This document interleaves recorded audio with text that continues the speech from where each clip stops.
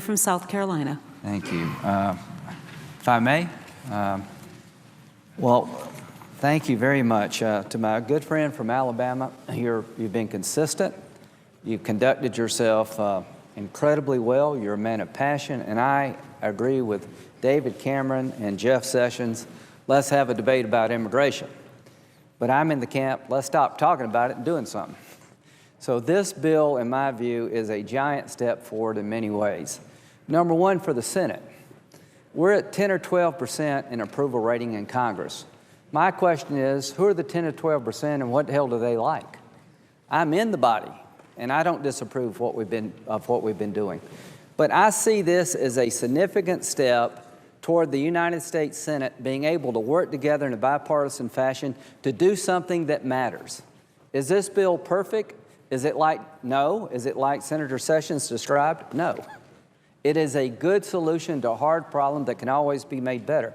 But to the American people, you've got to be frustrated by your Congress not being able to do the hard things, and sometimes even the simple things. This should give you a little bit of hope that for the first time since 2007, the United States Senate, in a bipartisan fashion, is about to pass legislation on an important topic that's emotionally tough but needs to be dealt with. To the critics, I appreciate the debate this time around. It's been so much better. But some of the criticism I'm going to address. Senator Rubio spoke in the most eloquent fashion about his family's history and about who we are as Americans. But everybody has a story. Marco's story is an exceptional story. I'm the first person in my family to go to college. Neither one of my parents graduated high school. My dad and mom ran a restaurant, a liquor store, and a pool room. And I learned everything I need to know about politics in the pool room. Great place to learn about people. But one of the critics of this bill, one of the organizations said that the average illegal immigrant has a 10th grade education. Well, all I can tell you is you got a United States senator who came from parents that didn't have a 10th grade education.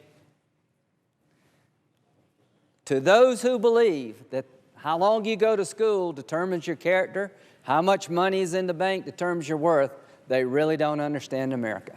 All in America can you do what Senator Rubio's done, and my parents have long since passed. When I was 21, my mom died, 17 years younger than my dad. We thought he would go first, but life just is not so understandable and predictable. She went first, and 15 months later, he passes. My sister was 12. An aunt and uncle helped raise my sister. They never made over $30,000 in a life. They worked in the textile plants. And she has turned out great in spite of having an overbearing brother. But I'm in the United States Senate today. Why? Because I live in a country where anything is possible, and there are a lot of self-made people in America. I am not one of them.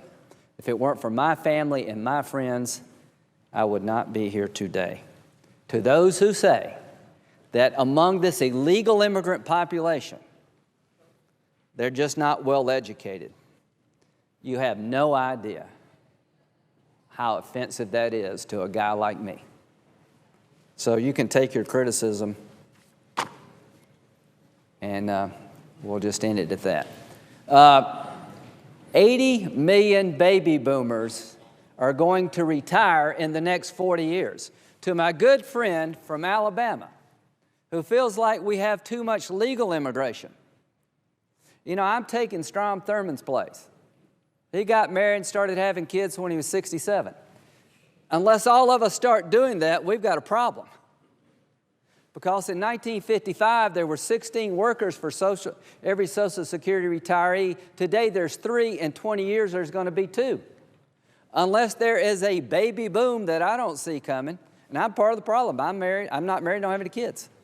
Unless there's a baby boom that I don't see, we better hope we can improve our legal immigration system. So to my good friend from Alabama, I couldn't disagree with you more. We're going to need a lot more legal immigration that is in this bill. I wish we could do more. So who's going to take care of the baby boomers when we retire? Who's going to replace the workers in our economy if we don't have better legal immigration? What did the CBO say about this bill? If you pass this bill, over the next 20 years, you'll reduce the deficit by $890 billion. Well, how can that be? That means it's good for the economy. How can you reduce the deficit, $890 billion, if you don't create economic activity? To the American worker, the biggest threat to you is illegal immigration. Tell me how it's better for America to continue amnesty, which is doing nothing, paying people under the table with no regulation. How does that help the American worker to compete against some person who's being paid under the table? This bill stops that. It brings people out of the shadows on our terms, not theirs. You get to stay here if we decide you can stay. We're regaining our sovereignty that's been lost. How do you get 11 million illegal immigrants in this country? Your system is broken from top to bottom. Every nation, including America, has the right to control its borders and control who gets a job, and this bill does that, and I'm glad to have my name on it. And doing nothing is the worst thing for the American worker. So we're going to stop paying people under the table. We're going to give you access to labor you have today if you can't find it. Have you ever been to a meat packing plant? Well, you go and find out who's working in that plant. Mostly Hispanics, people from other parts of the world, not because native-born Americans are lazy. We have higher hopes. There are parts of our economy, like it or not, are dependent upon immigrant labor. And our population is declining, and our needs for legal immigration is growing. This bill does that. As it affects the economy, it will increase our GDP by 3.5% over time because it is good for America to have legal immigration. As to the 11 million, you will be brought out of the shadows and you will stay on our terms. If you committed a felony or multiple misdemeanors, you're not eligible. But here's what we're going to allow.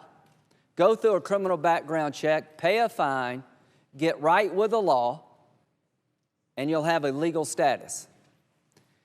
Here's what you'll get to do. You'll get to pay taxes like the rest of us and get to know the IRS. Welcome to America. We're going to create order out of chaos. We're going to get people working and paying in rather than taking out under the table. And what we're going to do above all else, ladies and gentlemen, is we're going to prove to ourselves that we can work together for the common good. I have never been more proud to be involved in an issue than I have trying to fix illegal immigration, because it's a national security threat, it's an economic threat, it's a cultural threat. As to my politics, I'm doing great among Hispanics in South Carolina. The bad news, there are not very many who vote in Republican primary. The good news for me is I think I have tried to work with my colleagues, the Gang of Eight, our staff, to start a process that will pay great dividends. To Senator Grassley and Leahy, thank you. To the Democratic and Republican members, thank you so much. I have never been more proud to be in the Senate than I am today. To my critics, I respect your criticism. Thank you for a healthy debate. To the American people, we're beginning, slowly but surely, in your Senate, the greatest deliberative body in history, come together to do important things. And to the 11 million, you will have a second chance. Take advantage of it. Embrace the fact that you're being given a second chance. To the American people, our best days lie ahead. And what makes us special, and I will close with this, is that being French means you're French. Being German means you're German. Being an American means nothing about where you come from, your race, your religion, or your background, your ethnic origin. Being an American is an idea that so many people embrace. Ladies and gentlemen, being an American is something everybody wants to be part of, apparently. Unfortunately, we can't allow everybody in a chaotic situation. So I want to thank Senator Durbin, who's protected the American worker. but I want to tell my colleagues in the Senate that this is a day I've been hoping and waiting for. Thank you all so very much.